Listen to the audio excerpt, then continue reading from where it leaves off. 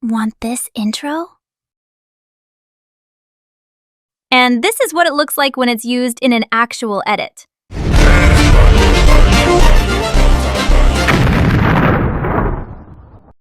Yo, what's up everyone? Welcome back! Today I'm gonna show you guys how to make the intro from the title. Honestly, I wasn't even planning to make a tutorial for this.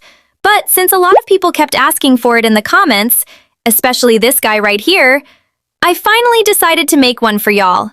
Even though this is actually one of my older intros, I can't lie, the vibes still go hard. It's super easy to make.